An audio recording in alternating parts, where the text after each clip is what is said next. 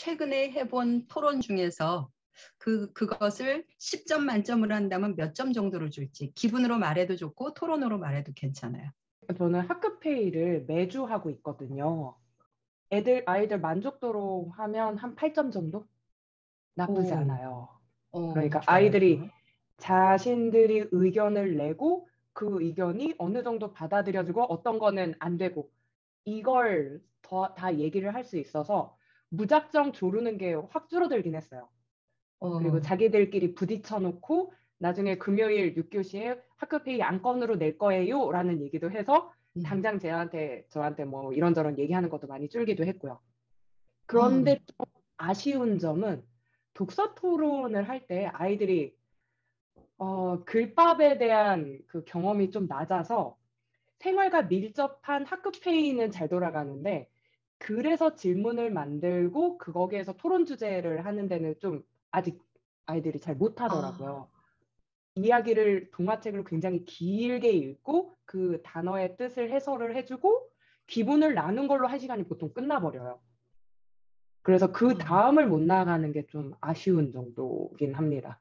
근데 이거는 아이들이 좀 어느 정도 글밥과 이런 문해력이 좀 올라가고 난 다음에 해보려고 하고 좀 천천히 하려고요. 네, 좋아요, 네, 좋아요. 네, 그거 아직 4월 지나갔으니까 네. 천천히. 네, 맞아요. 네. 네. 박은보 선생님은 어떤 걸로 말해 주실래요? 진아쌤이 얘기한 거 들으니까 저도 학급 회의도 연결이 되긴 하는데, 그러니까 6학년에 저기 민주주의의 역사에 대해서 배우잖아요. 그래서 올해 3월 처음부터 해서 그 사회 1단원을 거꾸로 배웠어요. 그래서 왜 3월에 맨 처음에 선거부터 하잖아요, 애들.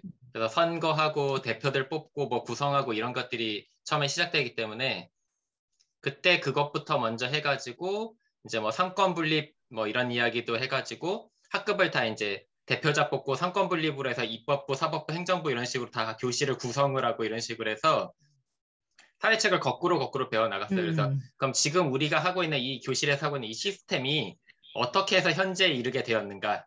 이제 이걸 사회책을 거꾸로 추적해 가는 거죠. 그러다 보면 이제 나중에 이제 5.18, 4.19 이제 민주화 운동 여기까지 이렇게 쭉 가게끔 거꾸로 거슬러 올라가는 방식으로 지금 쭉 수업을 했거든요.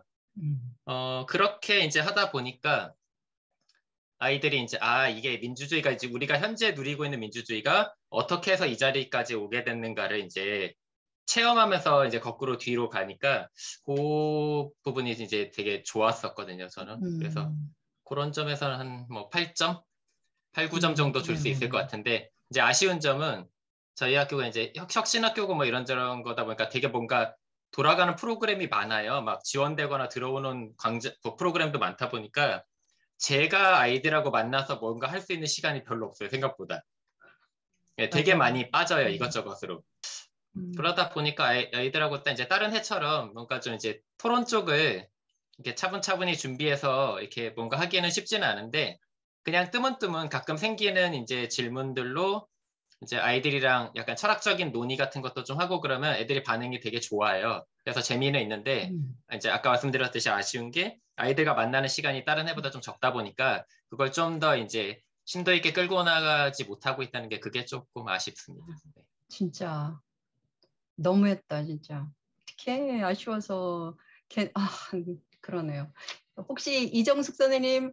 네, 저는 굉장히 소규모 학교에 왔는데 정말 수업 지원이 너무 많아서 처음에는 좋았어요. 수업 지원을 많이 해주셔가지고. 그런데 똑같은 문제점을 지금 봉착하고 있어요. 제가 원하는 수업들을 하려고 하면 수업 다음 이렇게 바톤 터치해야 되고 단절돼서 뭘 제대로 하기가 되게 어렵다라는 뭐 그림책을 적용해가지고 이것저것 수업을 하고 있고 또 특히 아까 학급 그 회의 말씀하셨는데 아이들이 너무 많이 싸우더라고요. 아무튼 사소한 문제로도 너무 갈등이 많은 걸 제가 딱 봉착을 하고 저는 제 경우는 생활지도를 일단 토의 토론을 이용해가지고 학급에 문제가 생길 때마다 학급 회의 시간까지 기다리지 않고 문제가 생기면 바로 그 문제를 이제 저희 학급 문제로 삼아서 어떻게 해결할지 그 과정을 토의나 토론을 이용해 가지고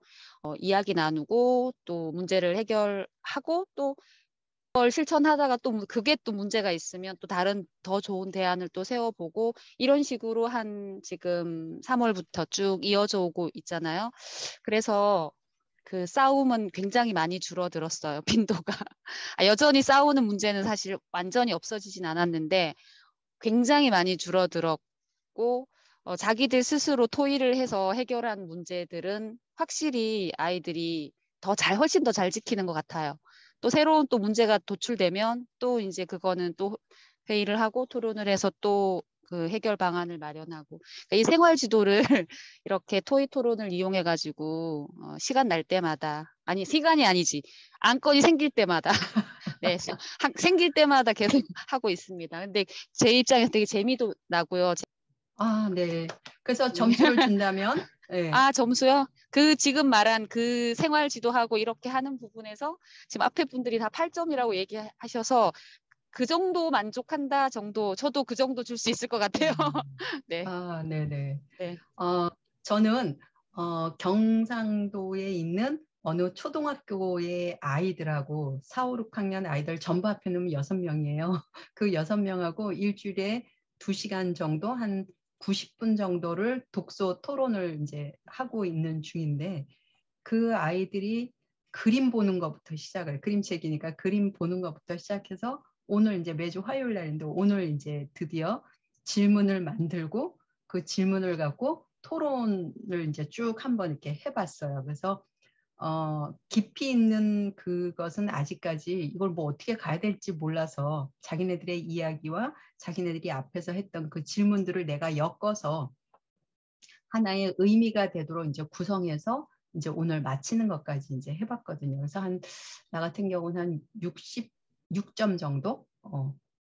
그 정도인 것 같아요. 그리고 이게 4, 5, 6학년이 다 섞여 있는데 6명이고 6학년이 달랑 1명이고 전교생은 11명이고 이런 데라서 그게 아주 굉장히 천천히 느리게 이렇게 지금 나가고 있지만 그래도 질문을 지네들이 만들고 말하는 거를 두려워하지 않고 그것도 있지만 왜냐하면 이런 식으로 어떤 앞사람과의 이야기를 이어가려고 하고 이제 이런 거를 봤을 때는 그래도 이제 자기네들도 굉장히 애를 쓰고 있고 나아지고 있구나 하는 거를 이제 느낄 수 있었어요.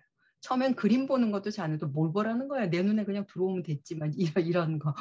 그림책을 봤는데 뭘 읽어내라는 거야. 막 여기서부터 이제 시작을 해서 거기까지 이제 간 것 같아요.